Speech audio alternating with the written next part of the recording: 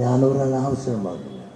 എന്തേ ലീഗിനെ പറ്റി പറയാൻ കാരണം, ലീഗും ഞാനും എല്ലാം ഒന്നിച്ച് ഇടതുപക്ഷം താഴെ പോകണം, നമ്മൾ ഭരണത്തിൽ വന്നാൽ കണ്ണമില്ലാത്തതെല്ലാം പൊന്നാക്കി തരുമെന്ന് വന്ന് വിശ്വസിച്ച് തൂപ്പ് കാണിച്ച് ആടിനെ കൊണ്ടുപോകുന്ന പോലെ ഞങ്ങളെല്ലാം കൊണ്ടുപോയി. അതിൻ്റെ നേതൃത്വത്തിൽ ലീഗ് ആയുണ്ടായിരുന്നത് സംവരണ സമുദായ മുന്നണിയെന്നും പിന്നോക്ക സമുദായ മുന്നണിയെന്നും എല്ലാം പറഞ്ഞുകൊണ്ടുള്ള മുന്നണികളിലൂടെ കേരളത്തിൽ എത്രയോ സമരങ്ങൾ നടത്തി, ഡൽഹിയിൽ പോയി എത്രയോ സമരം നടത്തി. ഇന്നെല്ലാം കഴിഞ്ഞ് ഭരണത്തിൽ വന്നപ്പോൾ ആലുവ മണപ്പുറത്ത് പോലും കണ്ടില്ല എന്ന് മാത്രമല്ല, ന്യൂനപക്ഷമെന്ന ന്യായം പറഞ്ഞുകൊണ്ട് നരേന്ദ്രൻ കമ്മീഷൻ വെച്ചുകൊണ്ട് മുസ്ലിം സമുദായത്തിന് PSCയിലുള്ള അവരുടേതായ പ്രാതിനിധ്യം, ഇതിൻ്റെ കുറവ്, സ്പെഷ്യൽ റിക്രൂട്ട്മെൻറ്റ് വഴി അവർ ഫില്ല് ചെയ്തപ്പോൾ നമ്മളെ പരിഗണിച്ചു പോലുമില്ല. ഈ ദുഃഖം ഞാൻ പറയുമ്പോൾ ജാതിയാണോ? ഞാനൊരു നീതിയല്ല പറഞ്ഞത്.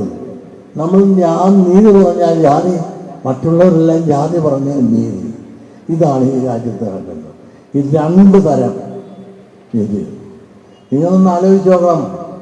120 കൊല്ലങ്ങൾക്ക് മുമ്പ് സ്ഥാപിച്ചാണ് SNDP യോഗം.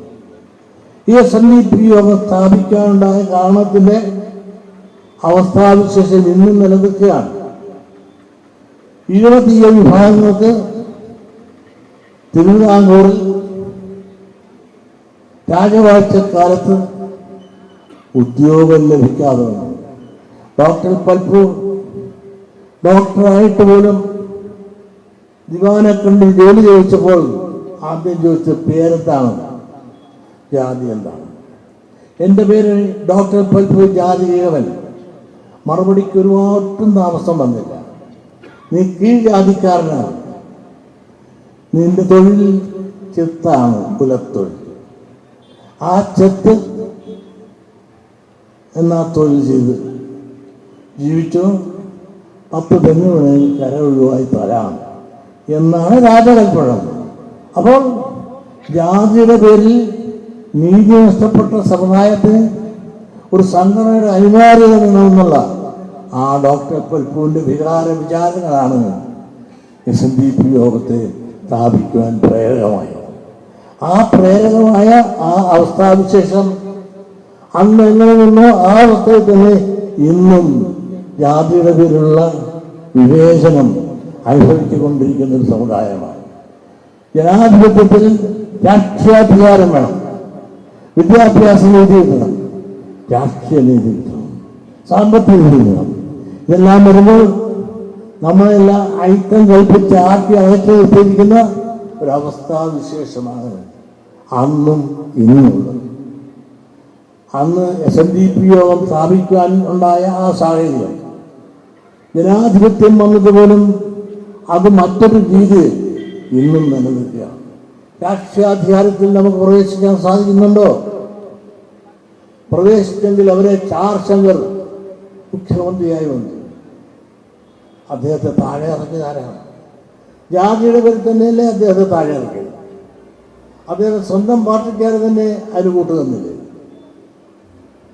CK ശിവനെ കുറ്റം പറഞ്ഞത് ആരാണ്? ചെത്തുകാരൻ എന്ന് പറഞ്ഞ് 2 പേരെ ആക്ഷേപിച്ചില്ലേ? പിണറായിയെ ചെത്തുകാരൻ എന്ന് പറഞ്ഞ് ആക്ഷേപിച്ചില്ലേ? അച്യുതാനന്ദനെ പറഞ്ഞില്ലേ?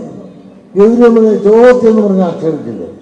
അപ്പൊ ഈഴവരാരും കേരള രാഷ്ട്രീയത്തിൽ വളർന്നു വന്നിട്ടുണ്ടെങ്കിൽ അവരെല്ലാം മറ്റുള്ള വിഭാഗങ്ങൾ തകർത്ത് തരിപ്പണമാക്കി അധികാര കസേരയിൽ നിന്ന് ആട്ടി ഓടിച്ച് ചരിത്രമാണ് നമുക്ക് കാണാൻ സാധിക്കുന്നത്.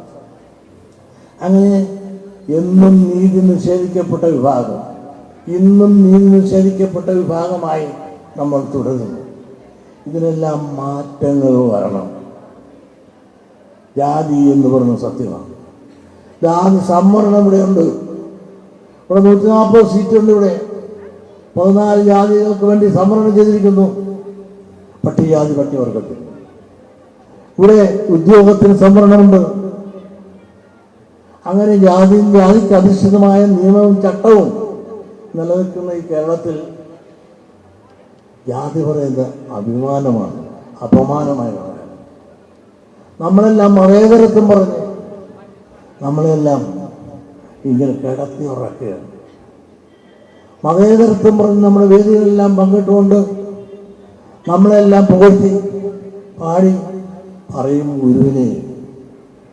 പക്ഷെ ഗുരുവിൻ്റെ ദർശനം കേരളത്തിൽ എമ്പാടും ഉണ്ടായതുകൊണ്ടാണ്, ഉൾക്കൊള്ളാൻ സാധിച്ചുകൊണ്ടാണ് ഒരു വർഗീയ കലാപം ഉണ്ടാകുന്നത്.